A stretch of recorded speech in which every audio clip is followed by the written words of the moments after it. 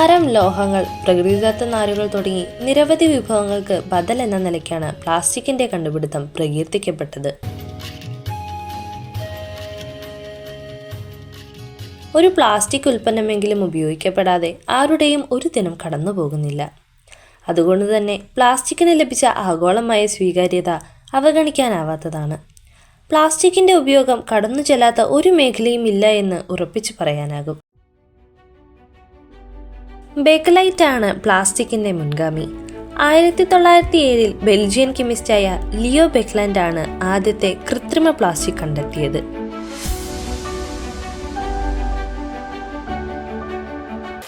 Plastics take the stage at an international exhibit in Amsterdam. The ingenious alchemy of coal and oil provides the material. Ingenious machinery presses and stamps and molds the material into a wide variety of products, articles for household use, as well as tools for industry. The horizons of plastic are lengthening and strengthening too. In the world of tomorrow, plastics will certainly call the tune.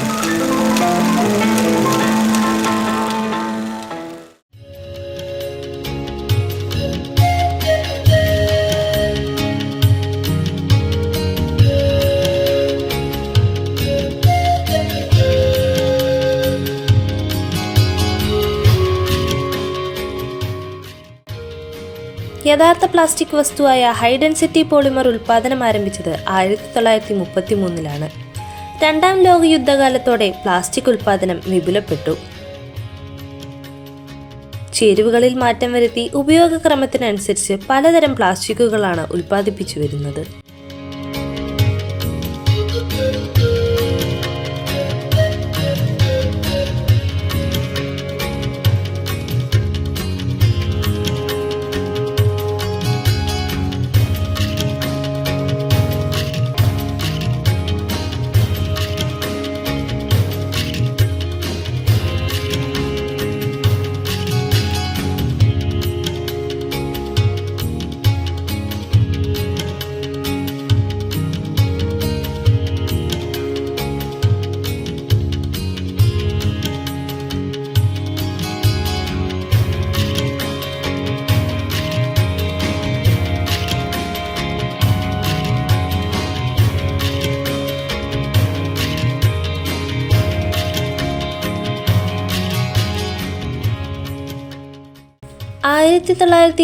ശേഷം പ്ലാസ്റ്റിക്കിന്റെ ആഗോള ഉൽപാദനം 8300 million metric ton ആണെന്ന് കണക്കാക്കിയിട്ടുണ്ട്. നിലവിൽ ഉപയോഗത്തിലുള്ളത് ഏകദേശം 31% മാത്രമാണ്. 9% പുനരുപയോഗത്തിന് വിധേയമാക്കിയിട്ടുണ്ട്. 60% ഉപയോഗശേഷം ഉപേക്ഷിക്കപ്പെട്ടു. തൽഫലമായി 4900 മില്യൺ മെട്രിക് ടൺ പ്ലാസ്റ്റിക് മാലിന്യങ്ങൾ രൂപപ്പെട്ടിട്ടുണ്ട്. വൻകരകളിലും സമുദ്രങ്ങളിലുമായി നിരവധി പാരിസ്ഥിതിക പ്രശ്നങ്ങൾ സൃഷ്ടിച്ചുകൊണ്ട് അവ നിലകൊള്ളുന്നു. പ്ലാസ്റ്റിക് ഒരു പ്രകൃതിദത്ത പദാർത്ഥമല്ല. പോളിമറീകരണ പ്രക്രിയ വഴി കൃത്രിമമായി നിർമ്മിച്ചെടുക്കുന്ന രാസശൃംഖലകളാണ് പ്ലാസ്റ്റിക്കിലെ പ്രധാന ഘടകം. ഇവ പ്രകൃതിയുടെ ജൈവരാസപ്രക്രിയകൾക്ക് വിധേയമാകാത്തതാണ്. വിഘടനത്തിന് ദീർഘകാലം എടുക്കുന്നതിനാൽ നൂറുകണക്കിന് വർഷം മലിനീകരണം സൃഷ്ടിച്ചുകൊണ്ടേയിരിക്കും.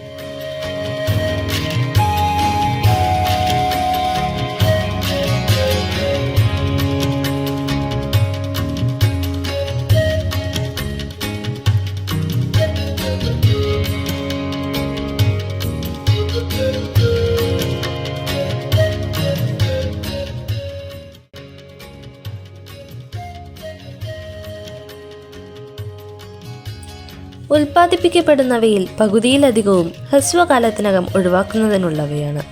മാത്രമല്ല അവ പുനഃചംക്രമണയോഗ്യവുമല്ല. തുറസായ ചുറ്റുപാടിലേക്ക് വലിച്ചെറിഞ്ഞോ കുഴിയെടുത്തു മൂടിയോ കത്തിച്ചോ പ്ലാസ്റ്റിക് മാലിന്യങ്ങൾ നിർമ്മാർജ്ജനം ചെയ്യാനാവില്ല. Disposing of single-use plastics is no easy feat. Many plastics end up in landfills where they can leach harmful chemicals into the ground. Others are incinerated, releasing toxic pollutants into the air. ഒരു ഉപഭോക്താവിനെ സംബന്ധിച്ചിടത്തോളം തനതായ plastic നിർമ്മാർജ്ജന രീതികൾ അവലംബിക്കുക പ്രായോഗികവുമല്ല. ഇത്തരം മാലിന്യങ്ങൾ സൃഷ്ടിക്കുന്ന ഏറ്റവും വലിയ പ്രതിസന്ധി ഇതാണ്. മാലിന്യമായി മാറുന്ന പ്ലാസ്റ്റിക്കിന്റെ ദീർഘായുസ്സാണ് പ്രശ്നങ്ങൾ സങ്കീർണമാക്കുന്നത്. മുഴുവനായി വിഘടിക്കുന്നതിന് 10 മുതൽ 1000 വരെ വർഷങ്ങൾ വേണ്ടിവരുന്നു എന്നതാണ് കണക്കാക്കിയിട്ടുള്ളത്.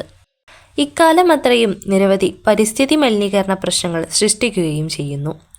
പ്ലാസ്റ്റിക്കിൻ്റെ തുറന്ന ജ്വലനം വഴി കാർബൺ ഡൈ ഓക്സൈഡും ഡയോക്സിൻ ഉൾപ്പെടെയുള്ള വിഷവാതകങ്ങളും അന്തരീക്ഷത്തിൽ കലരുന്നു. ഇവ ജീവജാലങ്ങളിൽ ഗുരുതരമായ നിരവധി ആരോഗ്യ പ്രശ്നങ്ങൾക്ക് ഇടവരുത്തുന്നതായി പഠനങ്ങളിൽ തെളിഞ്ഞിട്ടുണ്ട്. ദോഷകരമായ പ്രത്യാഘാതങ്ങളില്ലാതെ പ്ലാസ്റ്റിക് നിർമ്മാർജ്ജനം ചെയ്യാൻ പ്രായോഗിക ബുദ്ധിമുട്ടുള്ള വ്യക്തികളുടെയും സാമൂഹ്യ സംവിധാനങ്ങളുടെയും ഇടയിൽ അമിതമായ പ്ലാസ്റ്റിക് ഉപഭോഗം നടക്കുക വഴി പരിസര ദൂഷണം അനിയന്ത്രിതമായി തീർന്നിരിക്കുന്നു. ഭൂമിയിൽ എവിടെയും മനുഷ്യൻ വലിച്ചെറിയുന്ന പ്ലാസ്റ്റിക് മാലിന്യങ്ങൾ സ്വതന്ത്രമായി കാറ്റിൻ്റെയും ജലത്തിൻ്റെയും പ്രവാഹത്തിൽപ്പെട്ട് വിഹരിക്കുകയാണ്. പ്രകൃതിയിലെ സൂക്ഷ്മജീവികൾ മുതൽ തിമിംഗലം വരെയുള്ളവയിൽ പ്ലാസ്റ്റിക് ഭോജനം നടക്കുന്നു. പ്ലാസ്റ്റിക് അകത്തു ചെന്ന് അപകടത്തിൽപ്പെടുന്ന ജീവികളുടെ ദൃശ്യങ്ങൾ സമീപകാലത്ത് സർവ്വസാധാരണമാണ്.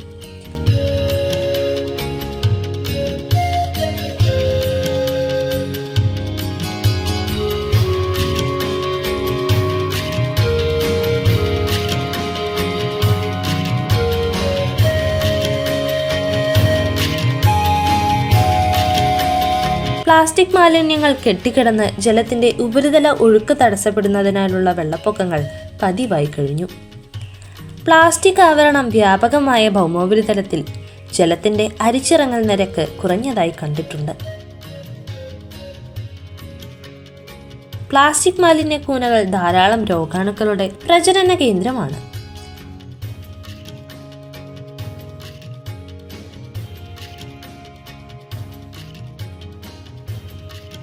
പ്ലാസ്റ്റിക് വിഘടനത്തെ തുടർന്ന് രൂപം കൊള്ളുന്ന മൈക്രോ പ്ലാസ്റ്റിക്കുകൾ സാർവത്രിക മലിനീകരണത്തിൻ്റെ സാധ്യത പല മടങ്ങ് വർദ്ധിപ്പിച്ചിട്ടുണ്ട്.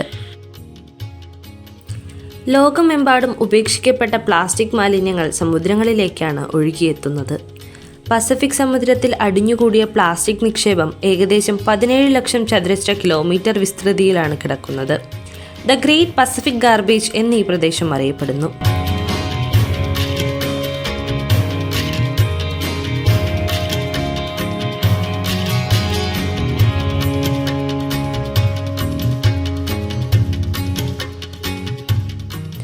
പ്ലാസ്റ്റിക് ഉൽപ്പാദനത്തിന്റെ ഭാഗമായി പ്രതിവർഷം പുറത്തുവരുന്ന കാർബൺ ഡൈ ഓക്സൈഡ് 2.5 ജിഗാടൺ വരുമെന്നാണ് കണക്ക്.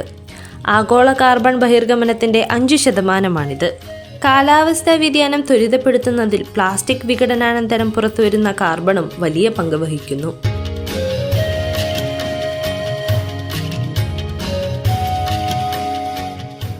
വ്യാവസായിക ഉൽപ്പാദനം ആരംഭിച്ച് ഏറെ വർഷങ്ങൾക്ക് ശേഷമാണ് പ്ലാസ്റ്റിക്കിൻ്റെ ദോഷങ്ങൾക്കുള്ള പരിഹാരം എളുപ്പമല്ല എന്ന കാര്യം ലോകം തിരിച്ചറിയുന്നത്. ഉപയോഗ നിയന്ത്രണം പോലെയുള്ള മാർഗങ്ങളോട് കമ്പോള ശക്തികൾക്ക് തീരെ താല്പര്യമില്ല. വാണിജ്യ ലാഭമാണ് അവരുടെ മുൻഗണന.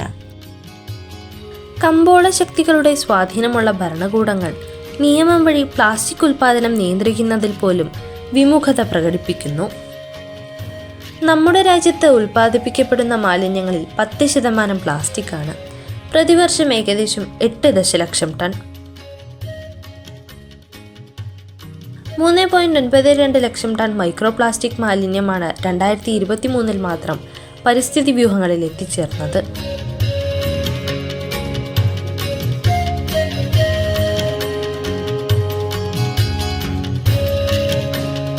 സുദീർഘമായി നേരിടേണ്ടി വരുന്ന ഒരു ഗുരുതര സ്വഭാവമുള്ള പ്രശ്നമാണ് പ്ലാസ്റ്റിക് മലിനീകരണം എന്ന സാമാന്യ ധാരണ ഇന്ത്യയെപ്പോലെ സാമൂഹ്യമായി പിന്നോക്കം നിൽക്കുന്ന ജനസമൂഹങ്ങളിൽ ഇപ്പോഴും പ്രബലമായിട്ടില്ല എന്നതാണ് വസ്തുത.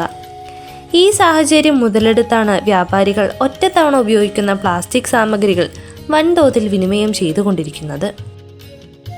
ഇന്ത്യയിലെ പ്ലാസ്റ്റിക് ഉൽപ്പാദനത്തിൽ 43% അത്തരം വസ്തുക്കളാണെന്ന് കണക്കുകൾ വ്യക്തമാക്കുന്നു.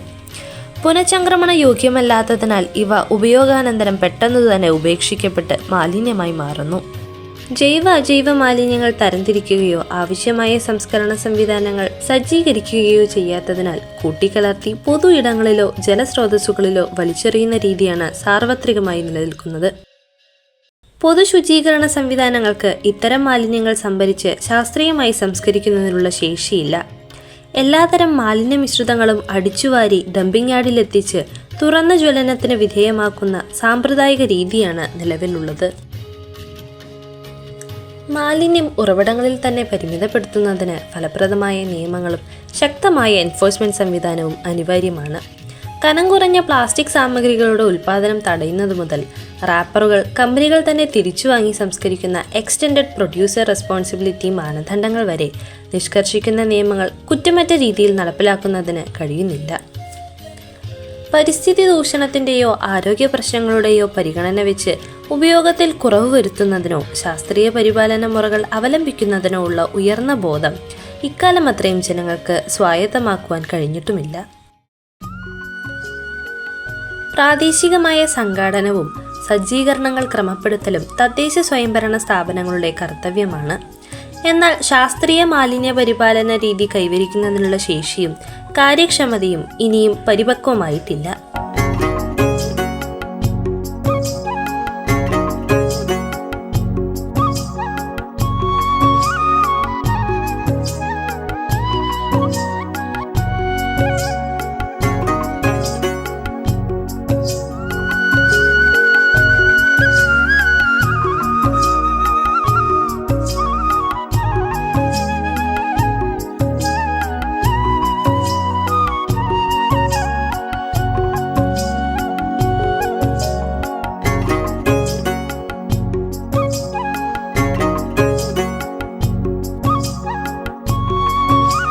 പ്ലാസ്റ്റിക്കിന് പ്രകൃതിദത്ത ബദലുകൾ ഉപയോഗപ്പെടുത്തി മാലിന്യ തോത് കുറയ്ക്കുന്നതിന് ജനങ്ങളുടെ മനോഭാവത്തിൽ കാര്യമായ മാറ്റം ആവശ്യമാണ്.